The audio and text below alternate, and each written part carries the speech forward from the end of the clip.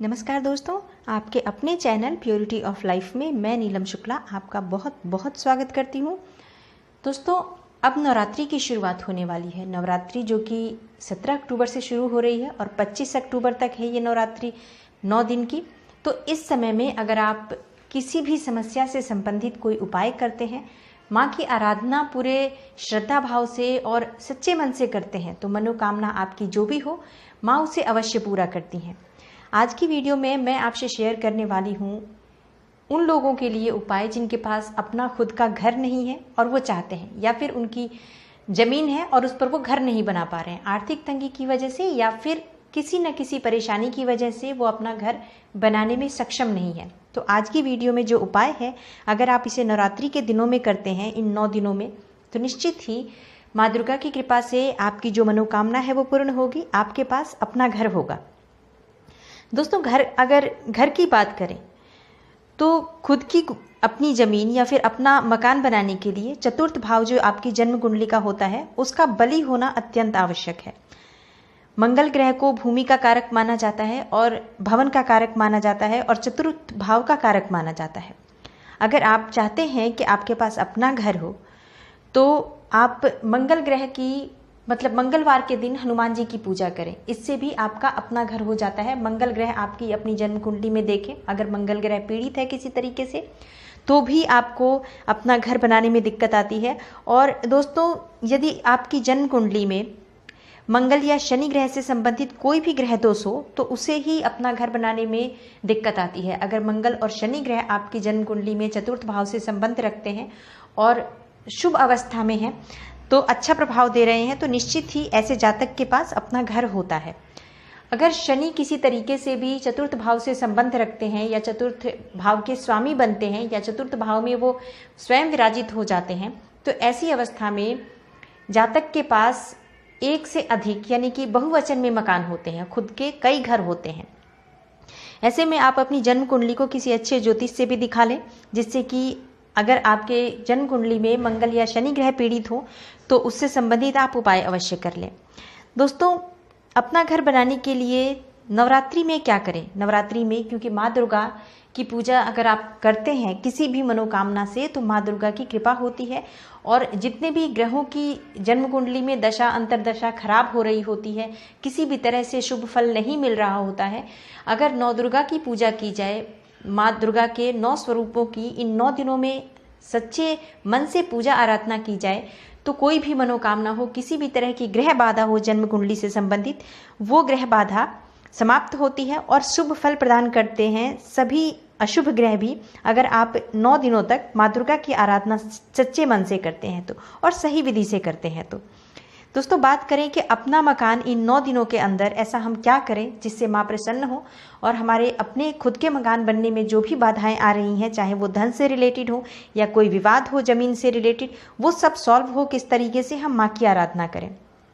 अगर आप चाहते हैं कि आपके पास खुद का घर हो, तो इन नवरात्रि के दिनों में, नवरात्रि के पहले दिन, अपने घर का जो पूजा स्थल है जो आपके घर में, वहाँ पर एक छोटा सा मिट्टी का घर ला कर रखें। मिट्टी के घर मिल जाते हैं, जहाँ पे कुम्हार के घर होते हैं, जहाँ घड़े वगैरह मिलते हैं, गुल्लक मिलती है, वहीं पर मिट्टी के घर मिल जाते हैं। तो छोटा सा एक मिट्टी का घर खरीद कर लाएं और उसे अपने घर के मंदिर में स्थापित करें इन 9 दिनों में, जहाँ पे आप दुर्गा जी की पूजा कर रहे हैं। और उस घर को आप बिल्कुल बहुत खूबसूरत तरीके से, जैसे अपना घर सजाया जाता है, पूरे हृदय से, एकदम मन से मान के कि ये मेरा खुद का घर है और मुझे ऐसा खूबसूरत घर चाहिए, आप उसे सजाएं। उसमें आप सरसों का तेल का दीपक जलाएं और उसके बाद आप उसमें कपूर जलाएं। सरसों का तेल का दीपक जब बुझ जाता है, उसके बाद आप कपूर जलाएं। या फिर आप चाहें तो शुद्ध घी का, गाय के शुद्ध घी का दीपक भी आप उसमें जला सकते हैं। 9 दिनों तक आप इसमें सुबह शाम, जैसे आप जोत जलाते हैं अपने घर के माँ दुर्गा के सामने, बिल्कुल वैसे ही आपको उस घर में भी सुबह शाम जोत जलानी है। मिट्टी का एक दिया रख लें, उसमें थोड़ा सा घी डाल दें, एक बत्ती डालें और उसे रोज़ आपको सुबह शाम जलाना है। ऐसा आप अगर रोज़ करते हैं 9 दिनों तक, तो आपकी मनोकामना पूर्ण हो जाती है। आपको माँ भगवती की कृपा से अपना घर बनाने में जो बाधा आ रही होती है वो दूर होती है। 9 दिनों के बाद इस घर का क्या करना है? 9 दिनों के बाद भी आपको ये घर अपने घर में ही रखना है, अपने मंदिर में ही इसे स्थापित रखें। और इस घर को जैसे आप रोज दीपक जो जलाते हैं माँ दुर्गा की, ऐसे ही एक छोटा सा दीपक इस घर में भी आप रोज जलाएं, तब तक जब तक कि आपकी मनोकामना पूर्ण नहीं हो जाती है, जब तक माँ भगवती की कृपा आपके ऊपर हो नहीं जाती है कि आपका खुद का अपना घर हो जाए, तब तक आप इस घर में एक दीपक सुबह शाम जरूर जलाएं। इस तरह से अगर आप करते हैं तो आपके घर खरीदने में और या आपके घर बनाने में जो बाधा आ रही है वो दूर होती है। अगला जो उपाय है जो आपको करना है वो ये है कि नवरात्रि में आप किसी भी दिन लाल रंग के कपड़े में 6 चुटकी कुमकुम, 6 लौंग, 9 बिंदियाँ और 9 मुट्ठी साफ मिट्टी, किसी साफ जगह से मिट्टी ले लें और 9 मुट्ठी आपको मिट्टी लेनी है, 6 कौड़ियाँ रखनी है उसके अंदर, और उस कपड़े को लपेटकर किसी भी नदी में या बहते हुए जल में आप प्रवाहित कर दें। प्रवाहित करते हुए आप अपने मन में ये कामना रखें कि मुझे खुद का घर चाहिए, हे माँ मुझे स्वयं मुझ पर कृपा करें और मुझे मेरा घर प्रदान करें, या मेरा घर हो जाए ऐसी मुझ पर कृपा करें। इस तरह से मन में सोचते हुए ये आप उपाय करें। इससे निश्चित ही आपकी मनोकामना पूर्ण होगी, आपके पास अपना मकान होगा। दोस्तों, अगर आप कोई विशेष मनोकामना है कि मुझे ये वाला घर चाहिए या ये वाली ज़मीन चाहिए, अगर मनचाही ज़मीन या मनचाहा मकान आपको चाहिए, तो नवरात्र के इन 9 दिनों में पहले दिन आपको करना है ये उपाय। नवरात्रि के पहले दिन आपको जो स्थान आपको पसंद है, जिस जगह पे आप अपना घर चाहते हैं, उस जगह की थोड़ी सी मिट्टी ले आएं और उसे एक कांच की शीशी में डाल दें। फिर उस शीशी में थोड़ा सा गंगा जल और कपूर डालकर घर के ईशान कोण में, जहाँ पे आपने अपना मंदिर रखा हुआ है, वहाँ पर इस मिट्टी को रख दें आप। फिर जौ के ढेर पर जो ये मिट्टी है उसे आप जौ के ढेर पर स्थापित कर दें। थोड़ा सा जौ रख दें वहाँ पर उस मिट्टी के ऊपर और उसे स्थापित कर दें।